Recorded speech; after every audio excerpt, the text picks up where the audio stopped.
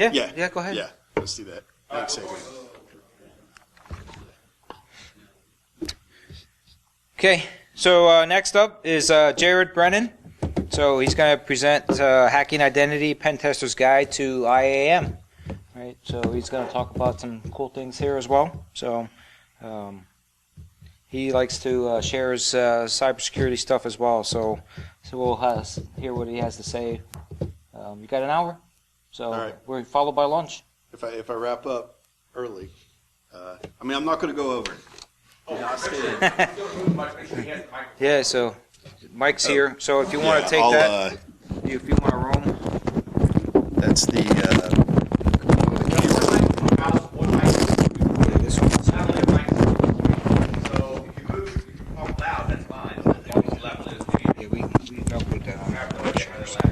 I'll talk loud, and then this is. That's for the camera. Perfect. But the camera's going to be pointed at the podium.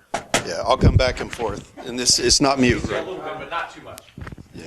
And then forward, backward, and Perfect. and down is your. You see that? Okay? Yep. All right. Good on audio for the lav. Everybody hear me? I went to school to be a music teacher. I studied voice for 4 years. If I can't project to a room this size, that was a lot of wasted money. So as John mentioned, I'm Jerod. It's been a while since I've been out this way, so I'm glad to have a chance to come back out. Short version for people who I haven't met before. I went to school to be a music teacher.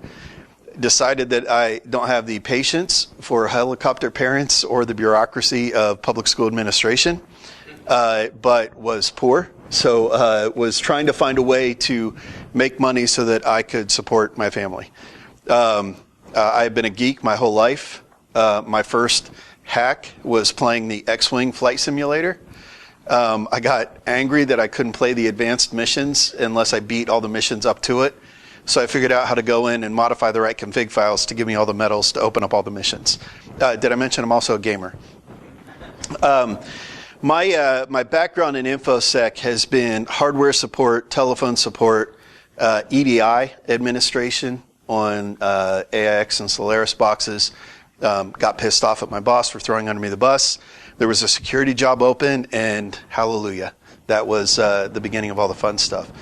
So I've done InfoSec in an entry-level analyst role. I spent a little bit of time in retail building out a security program. Even though they just wanted PCI compliance, I was far from satisfied with that approach. Jumped into consulting for a bit, burned out. So I stepped into education, higher ed. A couple of years doing third-party risk management. A consulting company came back and said, hey, we can pay you more. And I said, all right, I'm fresh. Let's do it. And then I had a chance recently to make a move to the vendor side, the first time I've been on the vendor side, which is a new thing for me, with One Identity. And One Identity has been very supportive of me continuing to do all the teaching and speaking stuff that I do. And I thought, well, is there something I can take from all my experience of consulting and ops and management and third-party risk management and tie it all together? And I found a pretty cool stat that I don't know whether or not I have in this slide. But F5 did a report in December. I think they dropped it. I don't know if any of you have seen it. It's the lessons learned from a decade of data breaches. And they found that of all the data breaches they were investigating, 86% of the breaches, the initial attack vector was either an application security weakness or an identity weakness. Because attackers are not always brilliant and sophisticated as much as we'd like to give them credit. Sometimes they're just looking for the low-hanging fruit, right? The path of least resistance. And if they can find an easy way to get in and pop a company, yeah, they will absolutely take the easy path. It's the quickest, easiest way for them to accomplish their goal. And so what I put together with this talk is, if you are a pen tester, so if I can see show of hands, who's red team pen test? Most of your job is attacking and breaking. All right, so flip it around. Blue teamers. most of your job is defense. All right, I think we're a little more blue team heavy today. Red team gets to do all the fun, sexy stuff, and blue team has to sit in the shadows and try to keep everything functional and working. And having worked on both sides of the house, I thought, well, could I take this, how do we protect ourselves with that identity focus, and look at the actual pen testing that I did and the consulting I did helping people understand how to defend, and then the day-to-day management of an identity and access management system, and say, can I help people understand? Can I take that purple team approach? And that's what I put together. So I'm here to teach the red teamers some additional tricks to put in your toolkit if you're not using them already. Same with the blue teamers. I want to show you what we do when we're pen testing and attacking. I want to help you understand the things that will have the biggest bang for your buck in terms of time and effort in implementing some of these controls. Oh, look, there. I did have the stat. I've got a link. Also, every time I put a deck like this together, I put too much information in it on purpose. I want people to be able to come back in 3 months, 6 months when you're actually interested in, I was at the anniversary and Jerod was doing that talk, and I have no idea what he said. If only I could go get that information. It's all here. This deck is on SlideShare and Speaker Deck, which is like the GitHub version of SlideShare, and I've got links at the very end for you to help you find it. But I link out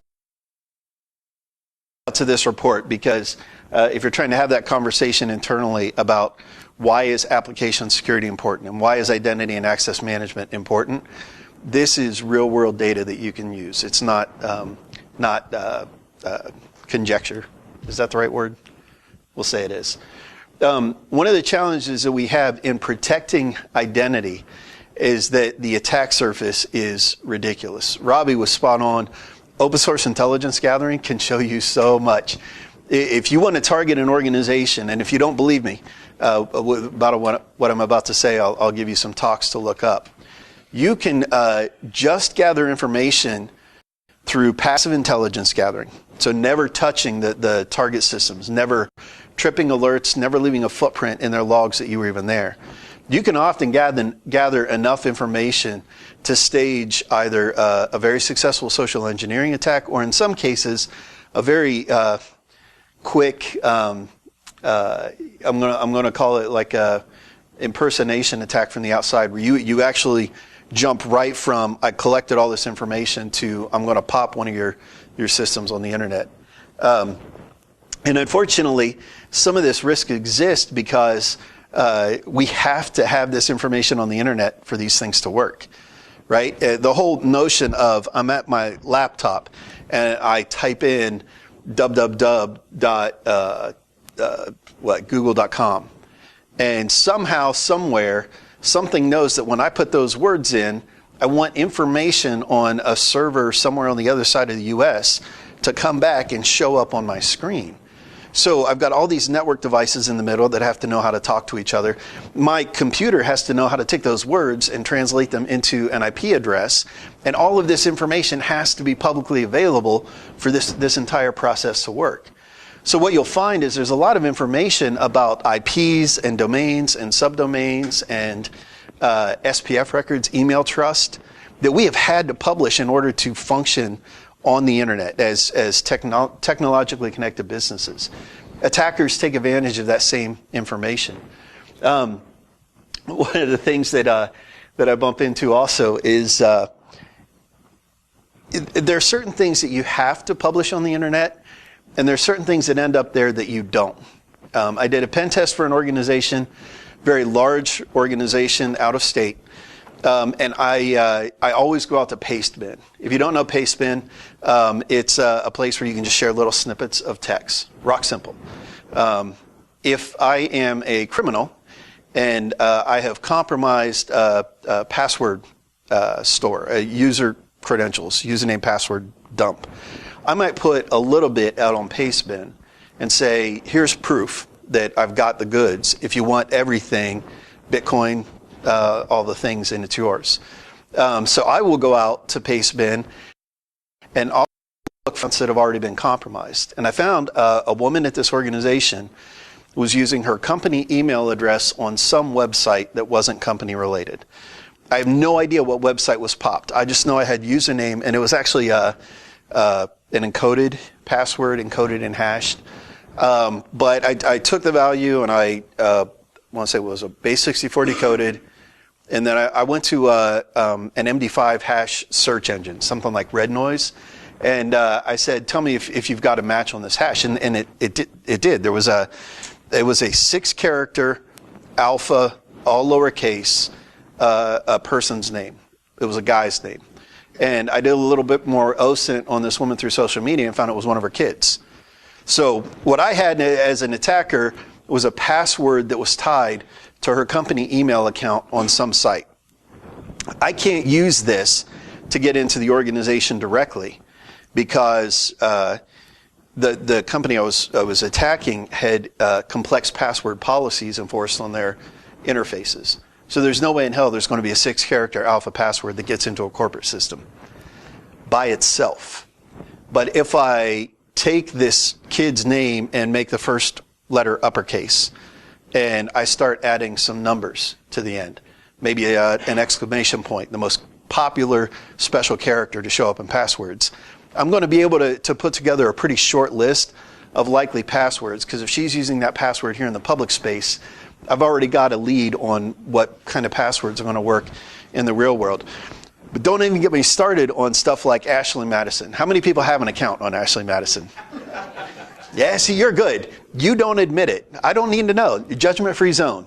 You do your thing. I'm staying out of it. For folks who are unaware of Ashley Madison, it's a website where you can engage in discrete extramarital conversations and affairs, consenting adults, not touching it. Discretion is kind of important on a website like that. So using your company email that is first name.last name at company.com is dog-ass stupid. I have no other words for that. But there was a lot. If you go and look at the dump, because Ashley Madison was compromised and this password dump goes public and a lot of researchers tap into it, and suddenly I'm finding all these people using their company email addresses on non-company sites. And you might look at that and say, Jerry, that's ridiculous. I would never use my company email on a non-company site. Yeah, but you're saying that because you're security professionals and you think like that and you're wired like that. For people who don't want multiple email accounts, for people where their only email account is their work email account, they're going to use it other places. So we have information leaking out there, and oh my God, social media quizzes, right?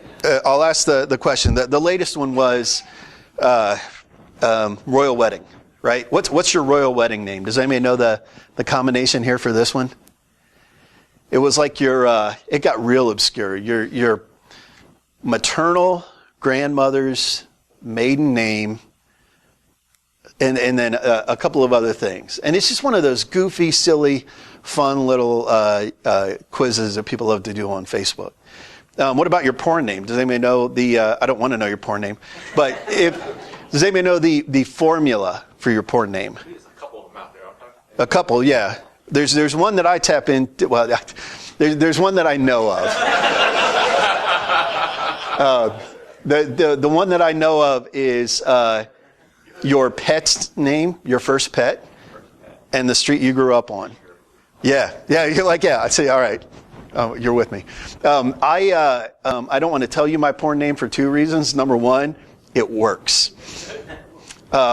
Again, judgment-free zone, don't judge me, but if I were ever to pursue a career path like that, I've already got a name that might work out. But the other thing is, if I'm trying to reset a password on an internet-facing password reset portal, most of these utilities are going to ask people the same secret questions over and over. What street did you grow up on? What was your first pet's name? What was your mother's maiden name? And as these tools are getting more obscure with some of the questions they have, like what was your maternal grandmother's maiden name, quizzes are popping up on social media asking the same damn questions. Not a coincidence. The publicly available information I mentioned is how the internet works. And then the third factor that's complicating our job is this increasing reliance on software as a service. I have the ability to control the things that are tied to my internal directory. But as somebody goes out and signs up for the fancy website that does the thing that IT is too slow on helping them build, I lose all of my controls. I'm not monitoring it. I trust that they're doing some monitoring. I can tell you from doing third-party risk assessments in the higher ed space, I would do OSINT gathering against every SaaS solution that crossed our desk. And part of my OSINT gathering, once I had a good picture, I would bleed over into semi-active intelligence gathering. So real quick, in OSINT, passive doesn't touch anything. Semi-passive means you're interacting with the target organization, but you're doing it like a legitimate user or service. You're not doing anything that should be considered suspicious. Active means you're all out scan. That's your Nmap, that's your vuln scans, that's more aggressive stuff that should be tripping alarms. I would create accounts in these software as a service solutions and then just navigate to get a feel for what the end user experience looked like. So this semi-passive, semi-active intelligence gathering would always lead me to the password reset page. And I had a vendor that we were testing that when I reset my password to the number 1, single character as non-complex can be, it worked. And recently, because I'm a fan of password vaults, I was going through my password vault and found that I still had a lot of these passwords I had stored when I was doing these assessments. So I thought, I'll just go ahead and clean these up. But security Jerod thought, I'll check them first, and then I'll clean them up. And I still had an active account 2 years after my relationship with the organization was no longer in effect. I still had an active account in the system where you could log in with the number 1 as my password. Now, it was a system that when I was testing it, it was non-prod write. I never used it as an end user, so I wasn't putting any special data in there. But if somebody else had shared data with my account, that's an attack vector through software as a service that internally I would hope I have a better handle on, but that's not always the case. And as attackers start to find success with these attacks, it's not always, I'm going to come in, swipe all the things, and leave. If I can come in and camp out, I can be stealing stuff day after day after day. If you have personally identifiable information on an internal network today, and I come in, get into an internal system, find that database, take it, I have a finite number of records that are valid up into the date that I stole the stuff. But if I stay on your network and go into that database and send another query every day, every record you add over time, I'm collecting as well. So it becomes a source of information for me. And so an attacker who can get on your internal network, camp out, look like a normal user and just keep swiping stuff is going to do that as long as they possibly can. The other thing that I learned, and I'll be real upfront about this, I am not a rock star pen tester. I can hold my own. I do some basic pen testing. When it comes to writing custom Python exploits, that's not my thing. And I've got guys that I've worked with over the years who amaze me at the level of knowledge they have and the humility that they can do the things that they can do and not just not be walking around with mad swagger. But I've seen somebody I've worked with a couple of times follow the same process again and again and again. And I had worked on tests with this guy where he would go in the morning of the first day as an unauthorized outsider. So no internal network access, no creds, no anything, the true attacker. By lunchtime, he's got domain admin. And on a 5-day, 10-day pen test, that gets real awkward with a customer. Yeah, we're done. We're still going to take all your money. What else do you want us to do? And so he was real big on pillage. Let me go in and see what I can take. I saw him on another pen test. He was able to go in and take over an ESX host, right? So he just started taking all the VMs off the host, and he called me and said, Jerod, I'm out of storage space on my hard drive. Do you think I've got enough? I'm like, what are you up, terabyte drive you're carrying around? Yeah, that will make the point to the customer that there's an opportunity to improve their controls. My takeaway, though, is that this process of coming in from the outside and getting in is repeatable and documented. And as soon as somebody figures out how to do it one place, they take it and target another organization and target another and target another. And so the challenge that we have as professionals, security professionals, the defenders, is we are up against more sophisticated attackers. I mean, they may not be brilliant in terms of coming up with these attacks, but as soon as somebody figures it out and they start sharing it out, it's just, can I follow a set of instructions? The last piece here that throws me off is that this stuff isn't new. If you look at my favorite way to get in from the outside, password spraying, which I'll talk about in a minute, Black Hills was writing about that years ago. I go back to how long's Mimikatz been around? 4 or 5 years? You get Mimikatz on the internal network, and if they're not watching for it, you've got creds. So not only do we have an increasing sophistication and repetitive process approach to penetration testing and attacking, but all the technology and all the tools that they could be using have been out in the space for a while. But I am not a pessimist. I'm a realist more than anything. But it's become painfully apparent to me, especially in my consulting days, that there are some basic, simple things we can do to get ahead of that if we just understand what the actual attacks look like. A lot of that stuff comes from the identity space. So I just want to real quick go over some basic IAM stuff here. IAM, identity and access management, identity management. There are a lot of 3-letter, 4-letter acronyms you're going to bump up against. High level, it's who is the person, right? How do I know that Adrian is Adrian? If somebody presents themselves to a web application or VPN portal, is it really the person I think it is? And that's the whole authentication process. And then authorization, right? After somebody logs in, what can they do? If I'm an employee and I come into VPN, you give me access to the entire network. Maybe you shouldn't, but you do. But if I'm a consultant or a contractor and I come in over VPN, you only give me access to the systems that I should have access to, or the applications, based on the language of my contract. Managing that life cycle, and I'll talk about that in a minute, is part of this identity management. And as we started to go out to these systems that live outside of our network, the language I use when I'm talking to any organization, what websites do you log into to do your job? You can talk to anybody from the C-level on down and ask that simple question: what websites do you log into to do your job? And you're going to get a real quick picture of the software as a service applications that have made their way into your organization. In the identity and access management day-to-day, everything is about provisioning and deprovisioning. I want to give things to people. I want to take things away. I've got a new hire starting on Monday. I've got to make sure that they have all the things they need when they get in here to do their job. They need an AD account, they need email, they need access to line of business applications, they need a phone, they need a laptop, they need things in order to do their job. That's provisioning. Deprovisioning is they don't work here anymore. I need to take it away. They move, right? They used to be in IT, now they're in finance. Do they still need admin rights on the finance servers?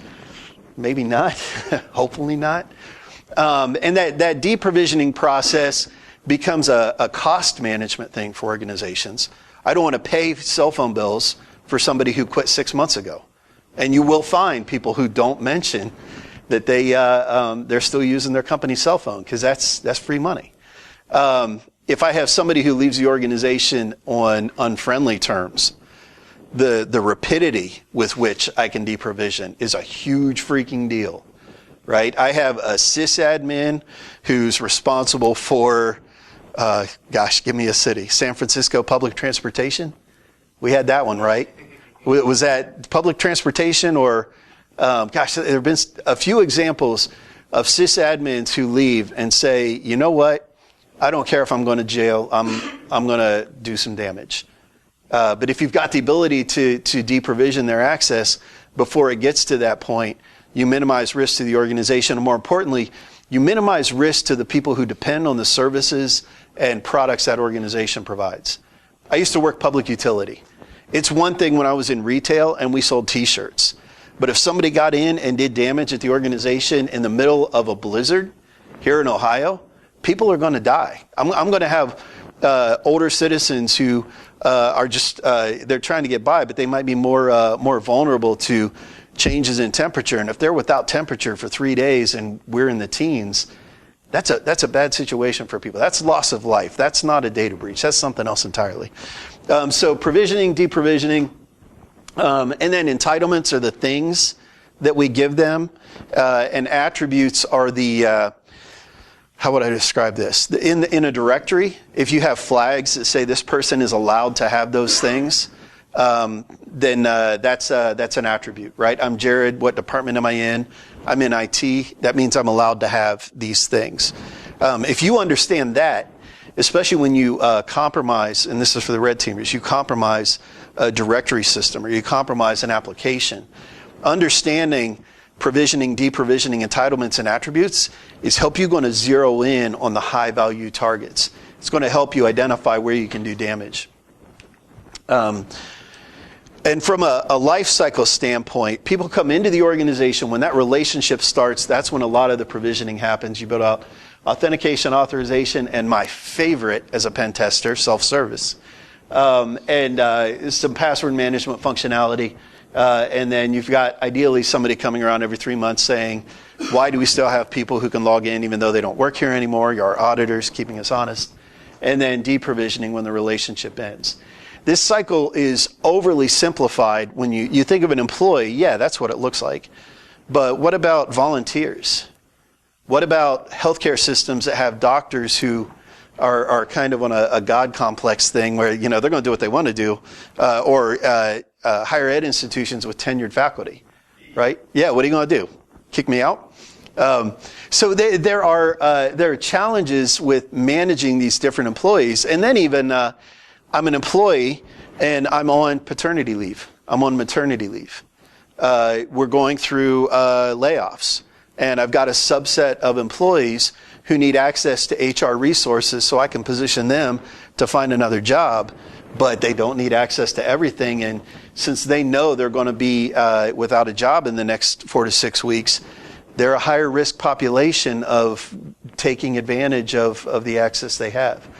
But the cycle holds true, but understanding that helps you understand as an attacker where you can be more successful, and as a defender where you might want to focus. Like take, for example, help desk.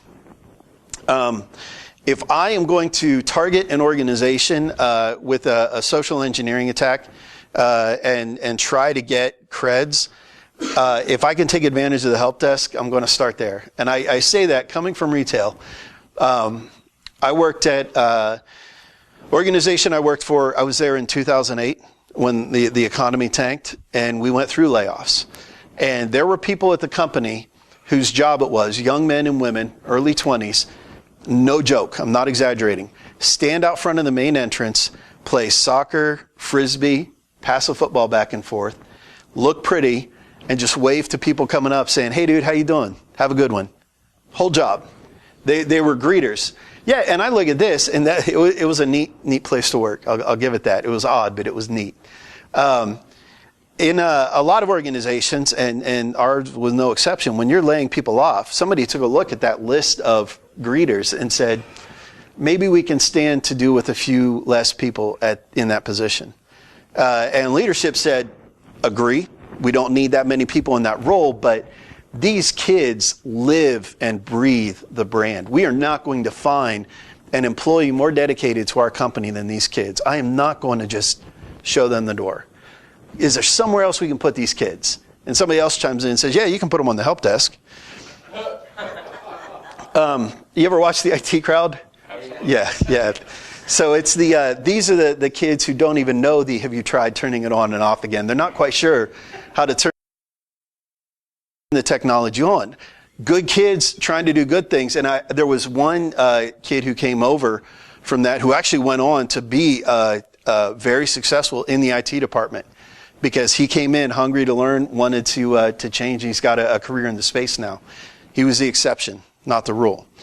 So when Robbie calls the help desk up and says, hey, this is Daryl. I'm out and about, and I'm trying to log into a system. I can't get in. I need you to reset my password. If I've got that kid who's just hired to be helpful and is happy to have a job, is he more likely to fall for an attack like that than somebody in this room who's been doing this for years? Absolutely. So knowing that population, knowing what their responsibilities are, make you more effective as a red teamer. Help desk is going to be less likely to be experienced, but have access to do a lot of this endpoint management, user interaction activity. Security Operations Center folks are going to be a little more sophisticated. These are the ones who are going to be watching the logs. So as you're targeting attacks, they're the ones you're going to have to evade. If you know their technology, you know their capability. I did some work in SOX organizations where we had mainframes in play. Every day, I had to go through a list of all the failed logons against RACF and determine whether or not anything bad had happened. The minute I hired somebody else on my team, you better believe that was the first thing I gave them, because it is boring as hell. And when we grew the team and that person grew into a more senior position, we brought somebody else on, we just kept hot potato. Nobody wants to look at these logs because that process is, it's not challenging. It's not exciting. And people who want a career in security don't want boring. They don't want to be looking at the logs all day. So if you look at your attacks and say, all right, I've got to get past the people in the SOC, I'm probably not going to socially engineer them because they're not doing the same things that help desk is. But if I can slip in and look kind of normal, maybe I can get around their controls. Going after the people who are your security team, your full-time security pros, those are the harder ones to trick. We're the paid paranoids who've been doing this long enough that not only have we seen the tricks, but we've used the tricks on other people. We know what to expect. But these are the people who set the policy for the identity program. And they're the ones who are managing the identity tool set. It's not going to be the help desk on the password doing the back-end administration of a system that's automatically provisioning, deprovisioning. That's going to be foreign to that group. But it's not going to be the security team who's doing the help desk reset, or the password reset. So understand the population and use that when you're building out your attacks to be more effective. So getting into the red team stuff specifically, identity-based attacks. These are my favorite OSINT tools to start with. Now, I have a course on Pluralsight. I put a course together for them a couple of years back, performing OSINT gathering for corporate targets, where I go into this stuff in a lot more detail. Based on like the penetration testing execution standard, I really, it's like 5 hours of me geeking out about OSINT. But if I boil that down to the short list, this is what I'm going to do to get both technical information and identity information before I move on to the later attack phases. Shodan and Census, hand in hand, will give you so much information about systems that are on the internet. A lot of you have probably used Shodan. It's got port name and host, or port numbers, host names, IP addresses. Sign up for an account on Shodan. If you can buy any of the API credits, do it. John is doing a killer job with that tool, and it's so useful. Throw money his way to help him keep growing that tool. Shodan, if you use the org modifier, so org, and then in double quotes, the name of the company that you're testing, you're going to get all the IPs that are associated with that organization based on, what is this, not who is, like Aaron data. I don't know where they pull the data from, but it gives you a real quick set of IPs that may or may not still be online and services that you might be able to interact with. Census is all focused on web, HTTP, HTTPS. It gives you a lot of IPv4 based hosts. It gives you certificate information, which if you look at TLS and SSL search, you'll get good info there. But between the two, you get a really good picture. And then findsubdomains.com. I don't know how long this site's been up. I've only recently started using it. Love it. Because it shows you not just the www.mainwebsite.com, but give me the mail.website.com. Give me the peoplesoft.website.com. Give me all those applications that you've exposed to your employee population, because as soon as I pop one set of creds, I'm going to log into each one of those. Bang, bang, bang.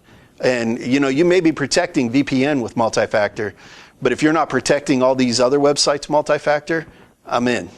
The Hurricane Electric BGP Toolkit, I rely on less and less. It's pretty good, but I'm able to get what I want with Shodan and Census. And they've got a limitation of like 1,000 hits based on a block of IPs. So it might be hit or miss, but it's still good. And SPF records. What is that? MX Toolbox? Yeah. I always hit SPF records when I'm targeting an organization. Why do I do that? Yeah. It shows you who's allowed to send emails to certain organizations. Yes, it shows me that trust. Who do I trust enough to allow those emails to pass between us unfiltered? If I go into the SPF records and they're using it appropriately, I can almost guarantee I'm going to find software as a service solutions that I'll be able to log into with a valid set of credentials. So I use that information to get an idea of systems and applications. And then on people, thank you, LinkedIn. Social engineers dream, right? People voluntarily saying, here's where I work, here's who I work with, here's my position in the company, here are the technologies that I support, including the versions. Yeah, you can paint a picture of a company without ever touching anything but the sysadmins pages on LinkedIn. Not just sysadmins, database admins, developers, project managers. You get so much from there. Hunter.io is good for looking up email addresses. If for no other reason, show me the email format, right? Is it first dot last? Is it first initial last name? Is it some random set of characters? Pastebin I talked about. Intel Techniques, hands down, well, maybe not the most robust. There's another site that I've hit up a couple of times, but I like the way Michael's got his stuff out on Intel Techniques. OSINT gathering tools, not just for like systems, but a lot of social media stuff. You go to a page and if you've got somebody's Facebook identifier, right? You know their Facebook ID. He's got a page you can go and plug it in, and it's got like 30 different tools that will give you profile information about that person with just one click. And that's just one social media service. He's got a lot. He's got a virtual machine he built out called Buscador, which is, he's pretty quick about maintaining it. It's like Kali, but only OSINT, like a custom VM just for OSINT gathering. And then my two favorite tools, ReconNG and Discover. I share all these others because it's good to go through the process manually, understand context, understand how to gather it. If you want to do it all in a couple of minutes, drop Discover on your Kali instance. I don't think it's there by default yet, is it? It should be. So Tim Tomes wrote ReconNG, Lee Baird wrote Discover. I mean, those are like the project leads. But Discover, you plug in a domain name and say, go find stuff. And it takes a couple minutes, and here's everything you might want to know. It saves so much time for red teamers. And then for blue teamers, it shows you exactly what information an attacker can gather if they know how to run a Python script. And when I say not write a Python script, but discover, enter. And it brings all the info back. You take these tools and run them against your own organization, whether you're red team, blue team, you're going to get a really clear picture of all the information that's out in the public space. What I was talking about, OSINT gathering, if you look up the initial ReconNG release, there were a couple of videos that Tim did that first year it came out. He's talking about getting FBI.gov credentials, username, password, without ever touching an FBI system, which is, like I say, mind-boggling, but it's the kind of thing that we see the longer we do this. That information is out there. I also am a big fan of gathering document metadata. You can use MetaGoofle if you're more Linux command line, if you're comfy in the Windows GUI space, FOCA. You throw it at a website and say, find all the documents that are available for download and download them. Once I've got them local, I want you to pull out the metadata and extract the metadata. Now, what am I going to find in the metadata? I'm going to find usernames for people who have some relationship with publishing data on the internet. Boy, if I could compromise one of those accounts, not only do I own the organization, but I can own anybody who's coming to their website to download documents. If I can inject a malicious file into that business process.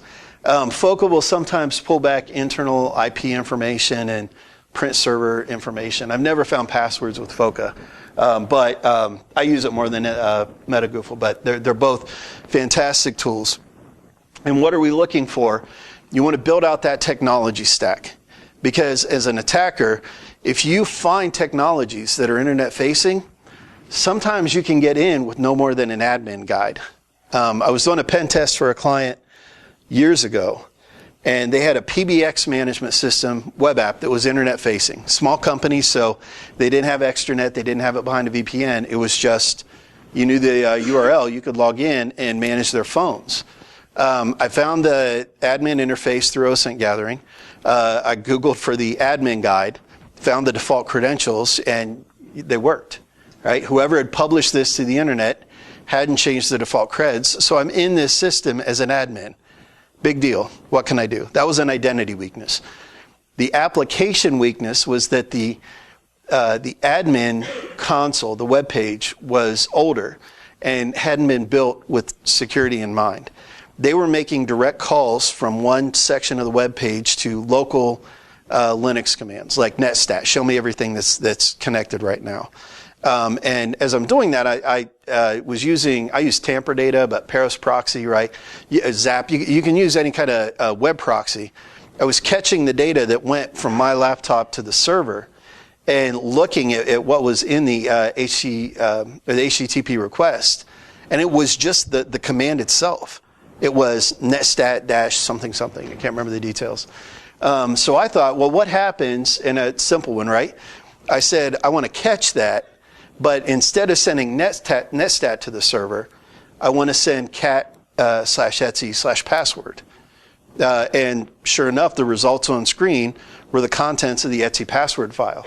So now I've got a web application weakness that I can exploit to run commands on this back-end server, which if they were exposing it internally, it was PBX. I don't know that it was even in a DMZ. I think it was just firewalling out, right? I'm on their internal network running commands on this box with whatever credentials that web app was running under. So if you understand the technology stack, identify the admin guides, you can usually get valid administrative privileged accounts, get in with that, and then start taking action. If you find new user and new hire how-to guides, this is, again, putting yourself in the IAM administrator, the help desk administrator. You're going to find, how do I log in for the first time? What's the default password that's given to everybody in the company? How do I log into VPN when I'm on the road? Right? Do I need two-factor? Or if I need two-factor, how do I do two-factor? How do I reset my password? There's so many common questions about how do I manage my identity that people are always asking the help desk that end up in these how-to guides. And assuming that these people may not know how to log into the extranet, you will find shops that are still publishing these on a website. And all you have to do is find that file. That's where Foca is really handy. Usernaming convention is going to come out, especially from Foca. You'll see what their internal names are. And then all of that OSINT gathering around infrastructure is going to show you every login portal. If you just look for HTTP and HTTPS, you're going to have a pretty robust attack surface, assuming you can get one set of creds. And 80, 443, 8443, those are going to be pretty good, but Census is going to pick up some additional web-based logins that, again, you don't have to do an Nmap scan or anything to get that. And then when you've got the information and you want to start attacking, my favorite attack to see or to execute is password spraying. How many people have done password spraying attacks, either engagements or against your own organization?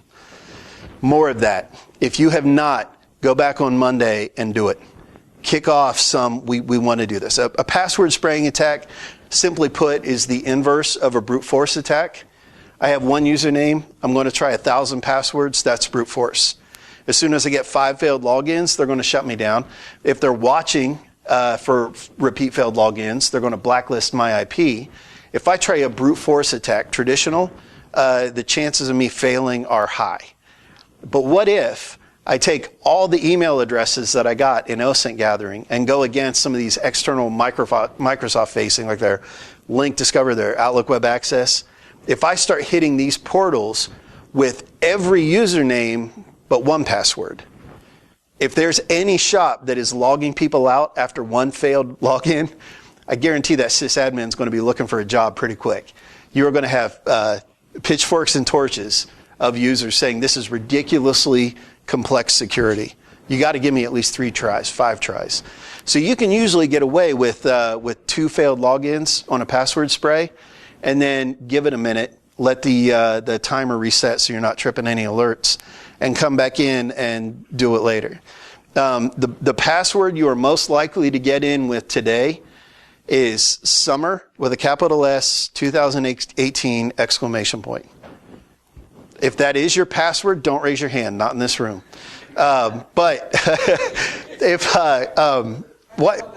why would that work? Why is that password so effective? Quarterly password reset policy. Yeah, we are telling our users you have to change your password every 90 days, just like the seasons. And we're also telling them you have to have at least 1 uppercase, 1 lowercase, number, special character. These are complexity requirements. And you can't repeat the password 5 times in a row, right? You've got to have 5 unique passwords before you can use another password again.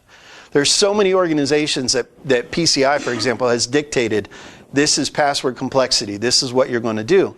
That we've conditioned our users to use bad passwords. And attackers can take advantage of that. An attacker who comes with variations of the summers and coming out of Columbus, I've got a handful of sports teams. I know I'm going to get in if I do variations. We're a hockey family, so we do, jackets and, but we've got Crew, we've got Buckeyes, we've got Clippers.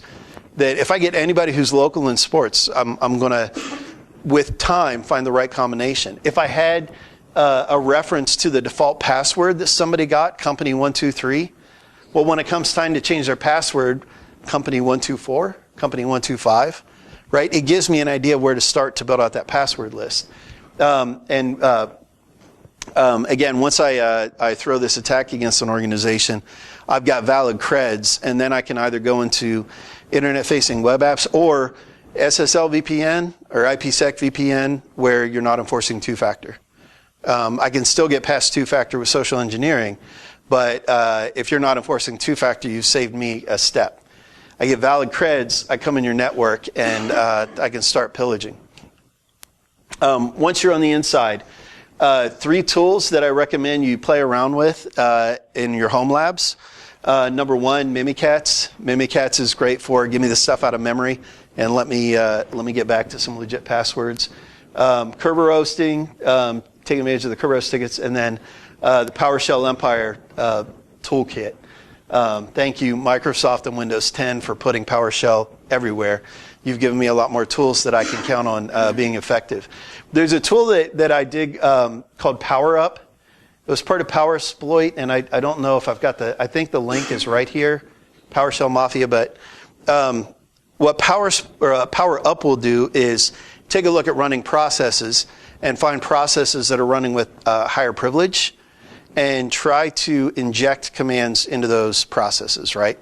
I want to take advantage of that privilege to create a local admin account, bounce the process, and when the process starts up again, it includes that command, I think, as a parameter. Some of this is that getting closer to the deep magic that I need to spend more time playing around with these tools. But I have seen these tools used very effectively and very quickly once on the inside, which helps somebody with post-exploitation, right? I can start to move laterally among an organization. I can start to escalate privileges on whatever box I compromise. I mentioned with 2-factor, there's this notion that 2-factor is the savior of all the things. Just put 2-factor in front of it and you're okay. The date on this tweet is June 4th, 2016. So this attack technique just celebrated its 2nd birthday of being in the public space. It was going on longer than that. But if I've got push notification coming to my phone to say, Jerod, are you trying to log in? I click yes, and that's my 2-factor. It works, right? It gives us that 2nd factor that's going to deter most attackers. Unless the attacker takes the information they've gathered and they condition the employee to say, hey, this is IT. We're going to be testing some changes to the VPN system. if you see a pop-up on your phone that says, is this you logging in? We wanted you to know that it's us. Click yes. And then I do my attack with the creds I popped. They get the text. They click yes because I've already established trust. I've bypassed two-factor authentication. Excuse me. You guys know this guy, right? Do you know what this is? Well, number one, this is his actual Facebook profile pic right now. This is in the public space. I have a Facebook account, so I logged in, went to his profile, and this is what it is. This is a sticky note on his monitor. I don't know what's on that sticky note, in all fairness. I've tried. Fortunately, the picture's grainy enough that you can't tell. He created his account back in 2016, so it's a little older. But for those who don't know him, this man was can I call him a medical professional? Let's just call him a consultant, medical consultant, to one of the most powerful people in the world, right here in the United States. If you can get on site physically, or just watch ESPN, eventually you'll see some interview in some locker room somewhere where somebody's got stuff posted up. You will still find passwords hanging up, whether it's a sticky note on a monitor or under a keyboard, whiteboards in conference rooms where people have passwords about something that they were talking about. You go in and you play that site inspection card. I'm just here to walk around for a little bit and check out some things. You can be real successful.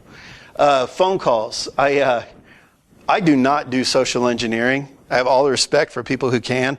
I have a really tough time with it. I made a call once. We were doing it was a pen test, and we set up that we were a technology integrator, and the story was that we had been subcontracted by this company to build single sign-on between internal system and this company application. It was a software as a service app that we found through OSINT gathering. And we said, we would call and say, yeah, we've been engaged. I always played the new guy card. I just started, so apologies. I think I'm getting this right. My boss gave me a list of people to call, and your manager gave us your name as somebody to set up in this pilot group. So if you could give me your username and password, I'll go ahead and run it through the system, get you all set up, and then I'll leave you alone for the rest of the day. And the new guy card, because the company was at least a little suspicious, I could be like, I'm sorry, I tell you what, let me check if I ever had to bail, if I didn't want them to blow my cover. I'll be like, let me check with my manager, see what's going on, I'll get back to you. And then I just move to the next person in the list. I got somebody who sounded like my grandma. And here I am lying to her, picturing my grandma the whole time. I've never gotten over it. So I have a tough time with these phone call social engineering attacks. She did shut me down, by the way. I was very proud of her, even though I have no idea who she is. But if you play that phone call route, build a good script, practice a couple of times so you're comfy, know your ins and know your outs, you might be able to get valid creds that way. And then password reset notification for the software as a service. Were you using, Robbie, Social Engineer's Toolkit, or were you using another tool? Another tool. So Social Engineer Toolkit has a site cloner. There are other tools in the space that do the same. Point it at a website, say make a copy of that website on a server I control, and then when somebody hits your version of the website, you can have it look and feel just like the actual website. You can even, if you want to be polite, redirect the traffic to the website after you capture their creds and log them in so that it doesn't look like anything wonky happened.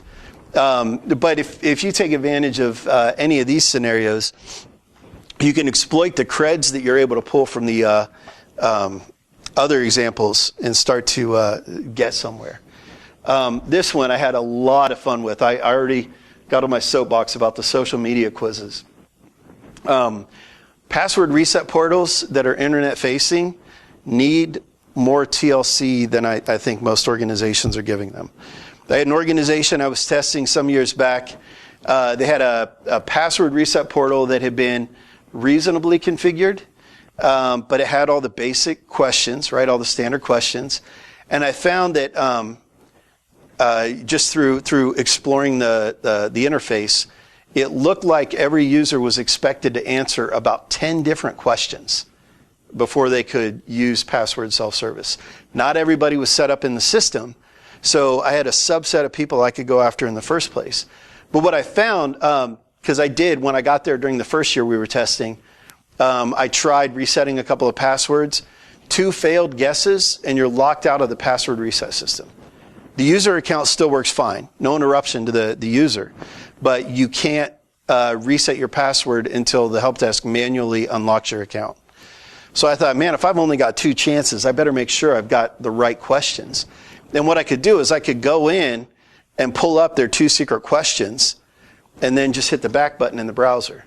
And when I went back in, it would give me another set of secret questions, maybe 2 different, maybe one in the same, one different, but it didn't trigger the lockout. So when I found somebody that I wanted to target, I would just go back and forth until I built a robust enough list of secret questions that I could turn to social media and see if I could find the answers. Now, one, if your favorite, or if your secret question is going to be, what's your favorite sports team? This company was out of New York. Every social media pick one of their network engineers had, he's wearing a New York Giants jersey. So I thought, I've got something to work with here. But the tricky part is, was it Giants? Was it New York Giants? Or was it NY Giants? Those are 3 different strings, and I've only got 2 shots. So I wasn't able to pop his account. But I went through 1 year pen testing. We hit the end of our engagement.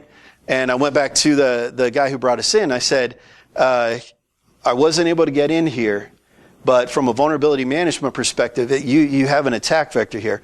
An attacker with sufficient time and resources will be able to take over somebody's account. Just because I couldn't prove it during the 2 weeks I had here doesn't mean it's not legit. He said, I appreciate that, Jerod. That is a good idea. I'll see what I can do about it. They brought us in next year for a pen test, and I asked him in the kickoff, did you ever fix that password portal? No, we looked at it and we just didn't see anything to change. All right, that's all I needed to hear. Day 1 of the pen test, I broke my cardinal rule. I went outside of my process and started hammering away at that portal right away. Because I knew, technically, I'd already done the OSINT gathering the previous year. Found an IT director, and I was able to get a couple of questions. I had one question, what year did you graduate high school? Well, I can find that for most anybody in this room. If you're online, if you use social media, I can determine what year you graduated high school. If you don't use social media, I can probably determine what year you graduated high school. It's not going to be 100% accurate, but I'd say 85 to 90%. If you use one of these 2 tools, Family Tree Now and My Life. My Life has changed some of their interface, so they charge more. I don't like to pay for stuff if I don't have to. So I usually take free tools. Family Tree Now, I creep the hell out of my wife. No, you don't have to put anything in with these. You just go out there and give it a name. And I plugged in my wife's name, and I plugged in Ohio. And I said, what do you know about her? And my wife and I have been married for 20 years, and we probably knew each other. This is being recorded. I better get this right. We're coming up on 30 years. Yeah, we're coming up on 30 years of knowing each other. We don't have secrets. That's just one of the reasons our relationship still works is because we've been really open with each other. I do not have an Ashley Madison account. But there were some names coming up on my wife's hit on this Family Tree Now. And I'm sitting on the couch toying around. She's on the couch watching TV. And I said, hey, Corey, who's this person? And she thinks for a second, does a double take. She goes, oh my God, that was my babysitter when I was like 4 or 5. How do you know that person? I'm like, don't worry about it. But there's a lot of creepy information out on sites like this. There's even a Reddit post, I need to see if I can find it again, that showed you how to have a lot of these sites like send a take my information out of your service letter to them. But I was going against this IT director at this organization and found the year he graduated high school. Based on the info I had, it was 1 or 2 years. I was comfy there. And the other questions, initially I thought I was going to get stuck. But one of the questions was, what was your favorite toy as a child? How many of you could even answer that question? I don't know that I could. So we've got a couple. Like I used to have a Stretch Armstrong. that's not the, if I ever answer that question, I don't think I ever have, because I don't know how I would answer it.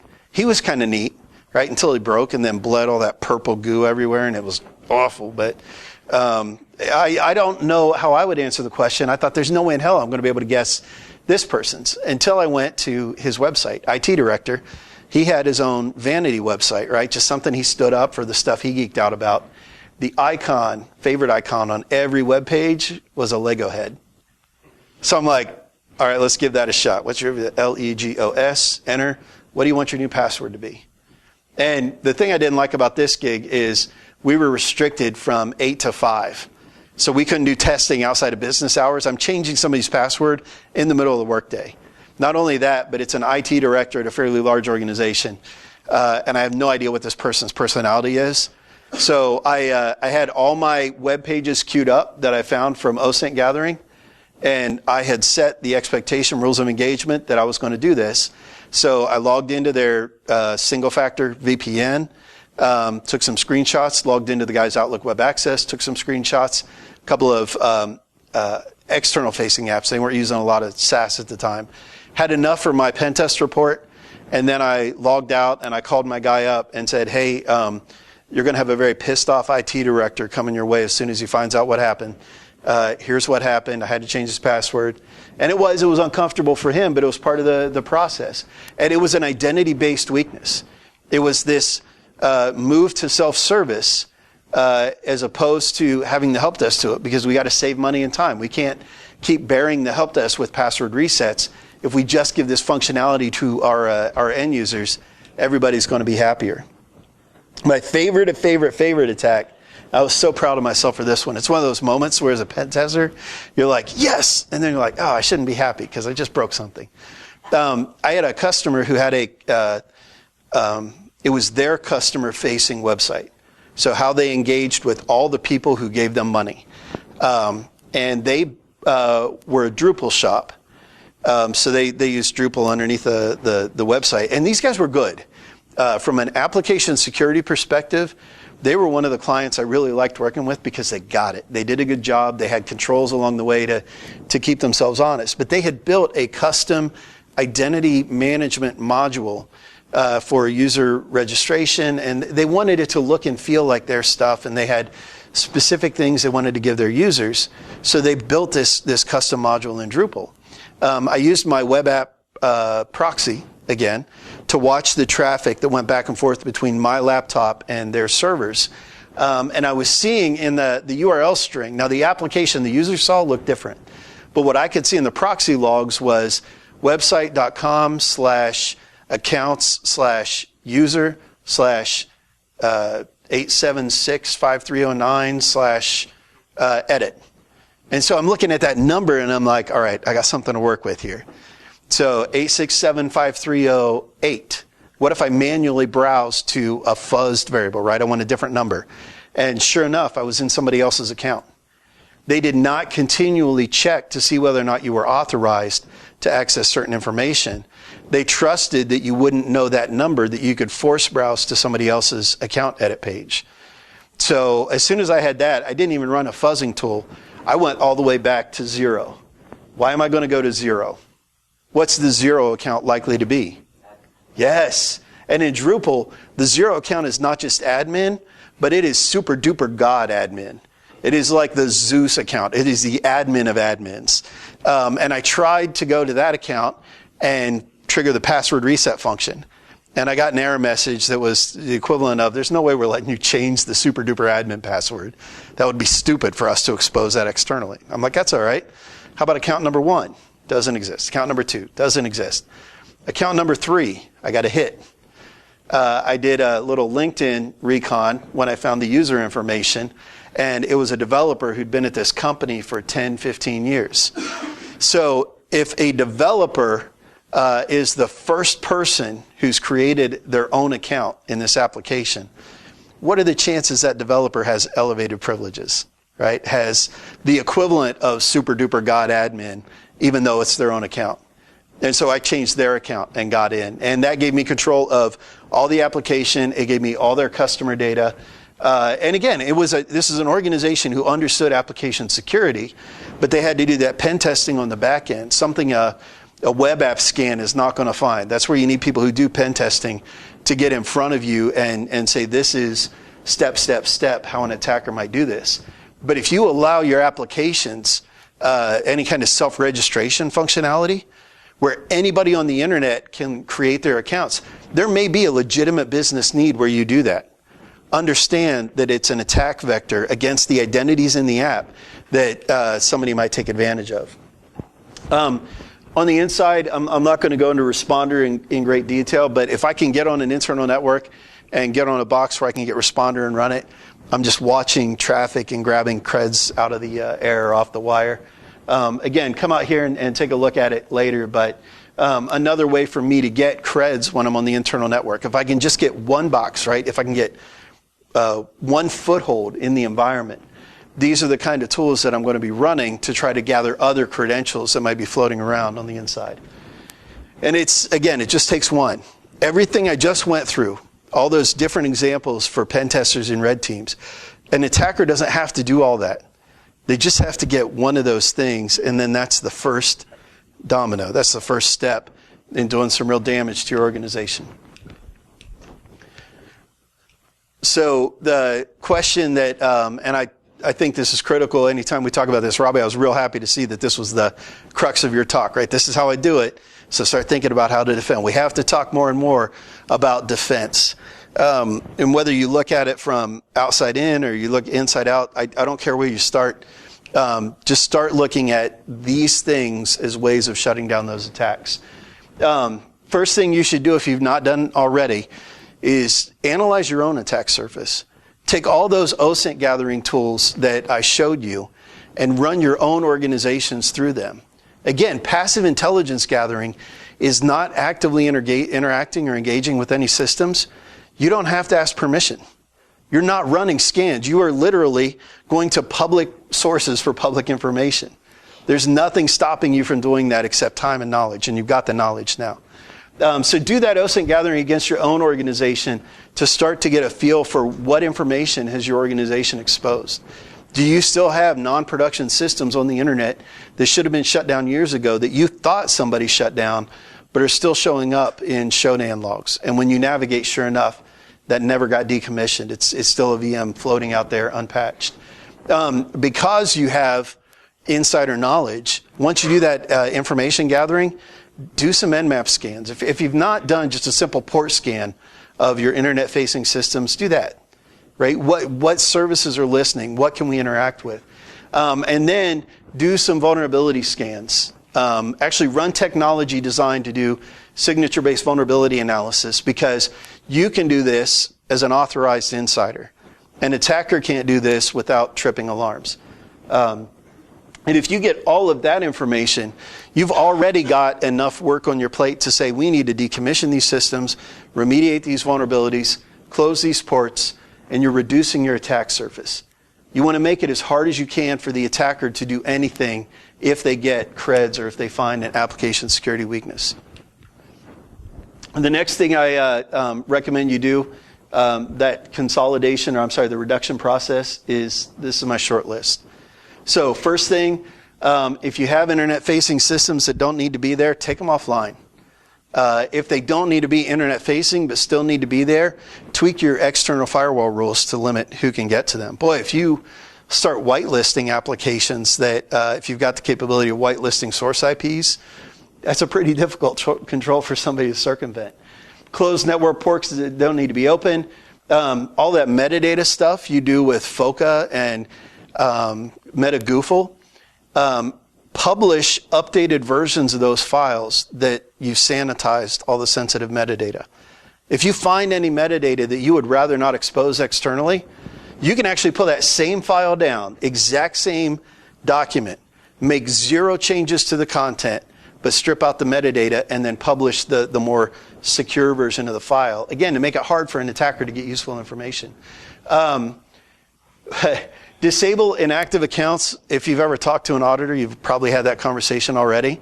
It's easier to do when you look at your internal directory, but every software as a service application you're using, is in scope. And there's a good chance that your organization is using software as a service today, and you have abandoned accounts or stale accounts that people can still log into and take access or take advantage of. If nobody's watching those accounts, somebody could be siphoning data off for months, if not years, until you actually shut that access down. And then start taking away unnecessary privileges.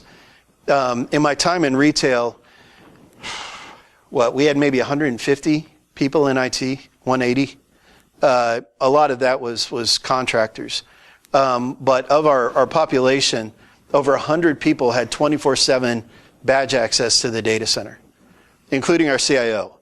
They did not need it, right? You like that, so yay, let me in. I can do a lot of damage if you're that loose with your access. We, as IT organizations grow over time, it is easier to copy somebody else's account and just give people the ability to do their job, even if it means they have some extra permissions that they don't need. One of the pen test, that's the Jerod, it's almost time to shut up message because pizza's coming. One of the pen tests I was on, guy got on the internal network and found a company all share. If you have a company all share, don't raise your hand, but check it out next week. See what you can find on that company all share. He did a little bit of digging and found that HR was using that as their departmental share, and found social security numbers for everybody who had been hired at the company for like the last 5 years. Yeah, we could have been done there, Robbie. That could have been the end of the test. He kept going because nobody knew he was doing it. He did that, though, with a standard user account, a user who had no right to access that data. So there was a privilege question there about what's this account for and what does it have access to. Do some sort of user attestation where you go through, don't ask IT to do it, business. Hey, manager of department X, here are all the people who have access to the HR application. Is that list legit? And use that as a data cleanup to kind of take this organic growth, right? IT has grown year on year on year.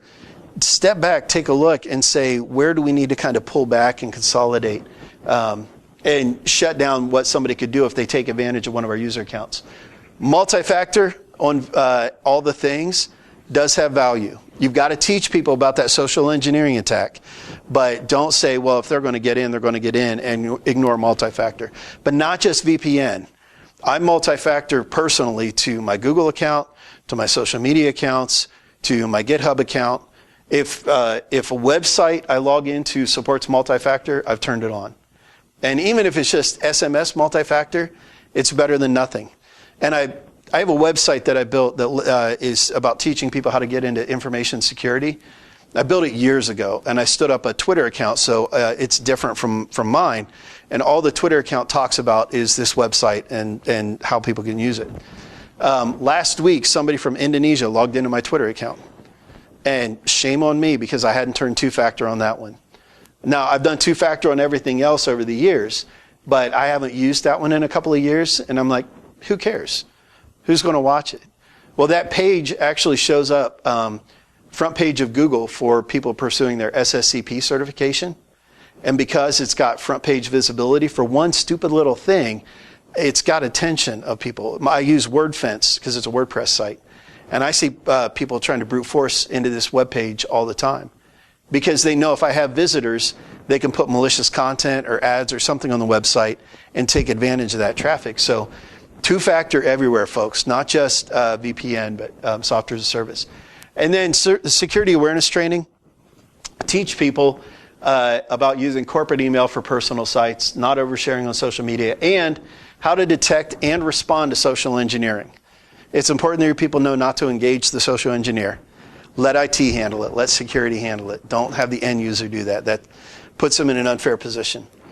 With your admin privileges, sorry, my kids and I live on Reddit and meme economy, and I wanted to have some fun.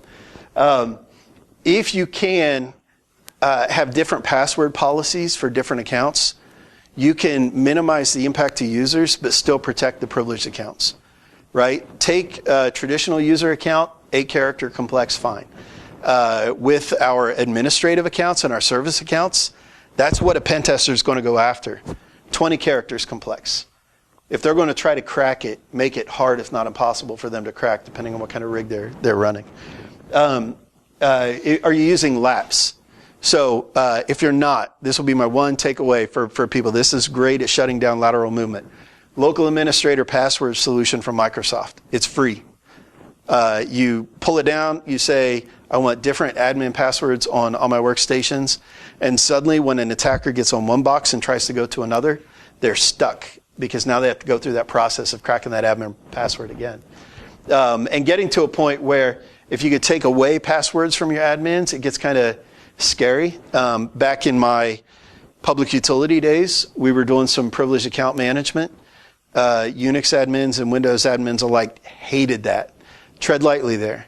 You can put stuff in place that keeps changing passwords on a regular basis and makes it hard for an attacker to compromise privileged accounts. If you disrupt your admins so much that they can't do their job, you're doing harm. So again, look into it, but tread lightly. And then the last section here, I'm just going to burn through these last few slides. Logging and monitoring. If you know what bad activity looks like, if you're going through all this defense activity, if you're doing the red team exercises so you can see what an attacker looks like, watch the logs. Because you will have very clear, specific examples of what you should be alerting on. Stuff that's going to be an actual attacker. So the next few slides are all Lenny Zeltser. Lenny Zeltser and Anton Chuvakin put together these incident response cheat sheets and checklists. If these are the only things you are watching for in your logs, you're already worlds ahead. It's the kind of stuff of like somebody being added to a local admin group, a new user account being created. It's out on Zeltser.com at cheat sheets. It's a security incident log review checklist. It's a few years old, but it's still a fantastic resource. It's a great starting point. And then the last thing I'd offer up is misdirection. Deliberately fake credentials, tickets. I mean, you've heard honeypot technology, right? A server that looks too good to be true. And if anybody tries to interact with it, they're an attacker because it's not legitimate. There's no user at the company. There's no customer who ever needs to interact with that server. Take it one step further with canary credentials, right? Fake credentials that don't do anything and don't go anywhere. But if you ever see that credential set used in logs, you'll have automatically identified an attacker. It takes a lot of the noise off the table and it makes incident response crazy simple. So my last comments, I pulled this out of the NIST cybersecurity framework. Keep things simple, but look the whole circle, right? Prevention, detection, response, recovery. You want to get into a cycle of these are attacks that people are launching against our apps, our identities. And then these are how the processes and technologies we use to detect it. And then when we detect it, these are the actions we take. And then keep the cycle going, because that helps you get momentum behind protecting yourself against what I am seeing is some of the more common, prevalent attacks, not just in a pen tester space, but in publicly disclosed data breach activity. I mentioned I've got all this stuff out online. I have links to stuff I talk about in here. This is me. You'll find me online as Slondal. It's Irish for security. Also Guinness and Jameson's. If anybody ever bumps into me out in public and you want to buy me a drink, I will not be offended. But if you go to SlideShare or Speaker Deck, you can get this exact slide deck. And you can hit me up on any of these other resources. I'm pretty active on LinkedIn. I try to stay active on Twitter, but I have to kind of stay away or I get sucked into some of the noise. I still have stuff I got to get done during the day. But I'll be around if you want. I'm not going to keep you. We're 3 minutes past. You're good. We're still waiting on pizza. So. All right. So as pizza's coming then, questions. Is there anything that you want to ask that you're not afraid to ask in front of 40 of your closest friends? I have a question on this slide about reducing attacks. Okay. In some cases, or what your take on inability to do this simply because there is no policies? Maybe it needs to be start from properly implementation policies. Yeah. Enforcing them, and next follow all your steps in command. Yeah, if you could, and I know, let me ask the question this way. Is anybody blacklisting passwords in Active Directory? Sorry? How do you do it? Okay. It's tricky. I've seen it done like aftermarket. You can get applications that provide you more controls around directory administration. And I know there are a lot of tools in the space that do that. You do have to get to a point. If you did get to a point that you're able to blacklist some common passwords, the process that I'd recommend, I don't go through that in detail in this talk. If you are internal, and it depends on the relationship you have with the Windows sysadmins, if you can get the password database for Active Directory, right? And use, what would you use? Brutus? Hashcat. Yeah. Throw Hashcat against it. You don't even have to have a password cracking rig if you're doing it over time, like something with a GPU card. I don't do a lot of password cracking. That's a big one.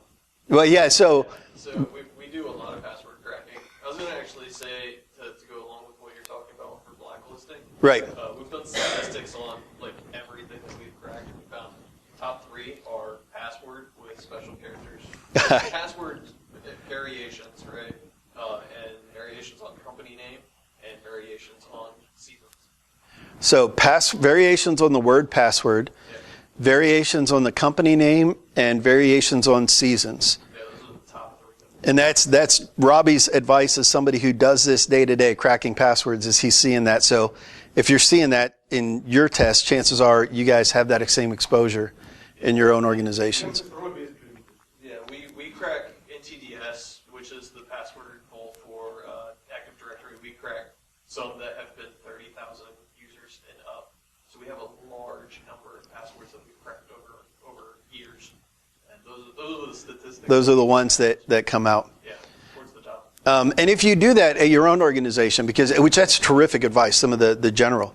If you go through that process of using Hashcat to crack NTDS at your own org, you'll get a pretty clear picture of how people have developed their own cultural password management and construction policies. And you can put together a really effective short list that's going to close some of those gaps. But I think it's more valuable once you start down that path of teaching people maybe passphrases or something. My password is, like, for my laptop at work, is 25 characters long. And it's just a short sentence, but if somebody tries to crack it with Hashcat, it's going to be a 20-character complex string because it doesn't have the intelligence to know that it's just dictionary words. But that would be